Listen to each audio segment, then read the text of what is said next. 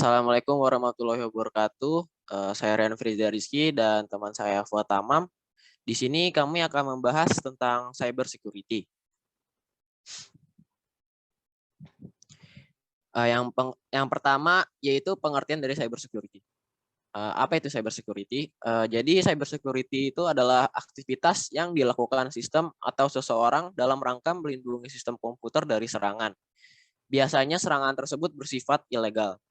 Jika mengacu pada International Telecommunication Unit atau I2, cyber security adalah aktivitas yang meliputi kebijakan dan konsep keamanan dan berfungsi melindungi aset organisasi.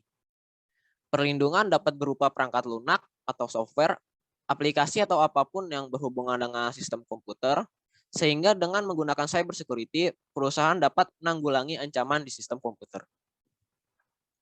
Selanjutnya yaitu konsep cyber security.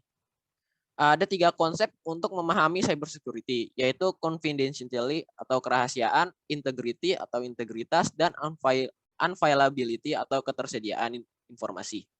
Yang pertama yaitu confidentiality atau kerahasiaan. Konsep yang pertama adalah kerahasiaan. Maksudnya adalah membatasi akses dan hanya diperuntukkan orang-orang tertentu. Hal ini penting dilakukan agar di kemudian hari tidak terjadi kebocoran data. Misal hanya orang-orang tertentu yang bisa mengakses laporan keuangan, sedangkan lainnya tidak. Satu hal yang penting dari kerahasiaan adalah mengaktifkan two-factor authentication atau 2FA. Jadi ketika hendak mengakses akun tertentu harus melewati 2 proses. Pertama masuk melalui password, kedua masuk melalui kode khusus yang dikirim ke piranti tersebut. Yang kedua yaitu integrity atau integritas. Konsep kedua adalah integritas. Maksudnya menyampaikan informasi yang benar, tepat, dan akurat kepada publik. Selain menyimpan informasi, perusahaan perlu menjaga data yang dimiliki pengguna. Jangan sampai hal tersebut bocor ke pihak-pihak yang tidak berkepentingan. Cara untuk menghindari kebocoran data seperti enkripsi, tanda tangan digital, atau certificate authority atau CA. Yang ketiga yaitu unviolability atau ketersediaan. Konsep ketiga adalah siap sedia. Maksudnya jangan sampai pelanggan kecewa dengan sistem yang Anda atau perusahaan miliki. Misal perusahaan Anda berbasis aplikasi keuangan, tiba-tiba aplikasi keuangan sedang macet dan tidak tertangani dalam kurun waktu tertentu, hal ini dapat membuat pelanggan berpindah ke kompetitor. Selanjutnya itu jenis-jenis cyber security. Ada 3 jenis dalam cyber security, yaitu cloud security. Pencurian data bisa terjadi kapan saja. Maka untuk menghindarinya perlu adanya cyber security yang baik. Salah satunya menggunakan cloud security. Aktivitas ini meliputi layanan, teknologi, hingga kebijakan yang berhubungan dengan cloud security. Cara yang bisa dilakukan cloud security seperti menggunakan firewall, two-factor authentication, hingga enskripsi data. Yang patut diingat adalah selalu memilih penyedia layanan cloud security yang telah teruji kualitasnya. Yang kedua yaitu network security. Jika lalu lintas data semakin tinggi, pengguna semakin banyak. Ada baiknya meningkatkan keamanan jaringan atau network security. Fungsi dari network security sangat penting bagi perusahaan dan juga jaringan, lalu lintas data. Agar terhindar dari pencurian data, perusahaan bisa menggunakan antivirus, firewall, two-factor authentication, hingga enskripsi data. Yang ketiga yaitu application security. Saat ini telah banyak bisnis yang mengendalikan aplikasi untuk bisnis. Hal ini dilakukan untuk mempermudah pelanggan dalam mengakses produk. Namun demikian perlu diwaspadai terhadap cybercrime. Untuk menghadapinya, biasakan menggunakan cara seperti authentication. Selain itu, bisa menggunakan password yang terdiri dari huruf dan angka, sidik jari, atau pengenalan wajah. Oleh karena itu, perusahaan harus selalu awas dengan ancaman cybercrime. Berikutnya yang keempat, ada jenis-jenis ancaman cyber. Next. Di dalam serangan cyber terdapat 3 jenis. Yang pertama adalah cybercrime. Manipulasi data, transaksi data secara ilegal, hingga pengerusakan sistem komputer.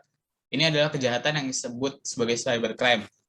Tujuan dari cybercrime adalah menimbulkan kekacauan pada sistem komputer yang juga mencari keuntungan berupa materi.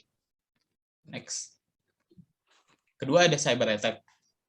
Hampir serupa dengan cybercrime, cyber attack ini biasanya terjadi pada perusahaan-perusahaan besar atau yang kepentingan politik. Tujuannya hampir sama, yaitu menciptakan kerusuhan atau mencari keuntungan. Namun yang paling berbahaya adalah pencurian data.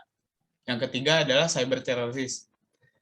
Jika serangan cyber sampai menimbulkan ketakutan yang amat pada masyarakat dan menciptakan kepanikan massal. Hal ini yang disebut cyber terrorism. Pola ini hampir serupa, memberikan ketakutan sehingga publik merasa bingung dan panik. Next.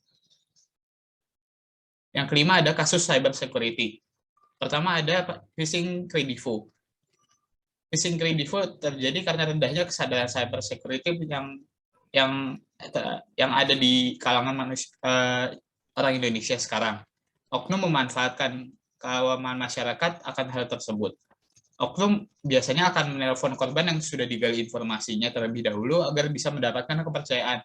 Lalu akan menawarkan promo-promo agar bisa menarik korban. Next.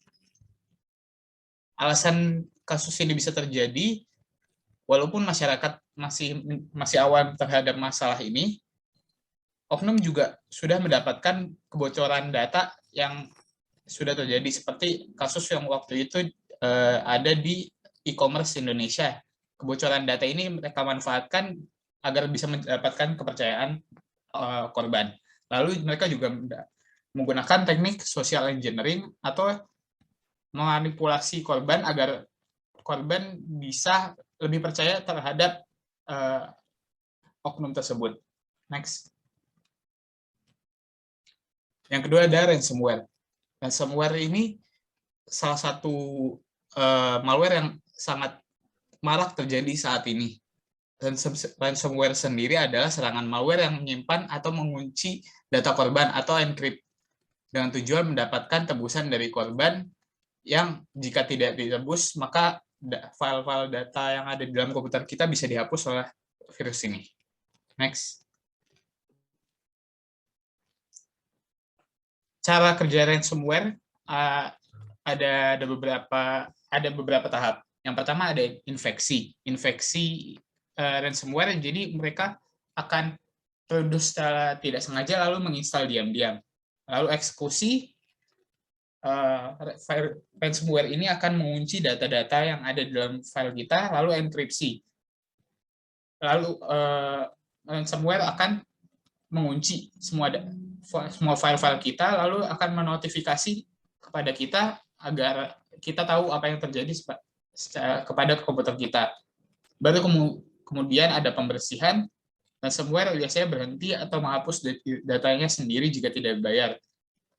Jika dibayar, maka akan diberikan instruksi agar bisa mengakses file-file kita kemudian. Next. Ransomware sendiri terjadi secara banyak di Indonesia dengan peringkat 1. Ada 1.300.000 kasus pada tahun 2021 kemarin yang terjadi di Indonesia, mendekati 50% dari total keseluruhan kasus yang ada di ASEAN, menjadikan Indonesia peringkat 1 dalam kasus serangan ransomware terbanyak di negara-negara ASEAN. Next. Terima kasih sudah mendengar presentasi dari kita, dan ini adalah sumber-sumber yang kita pakai. Next.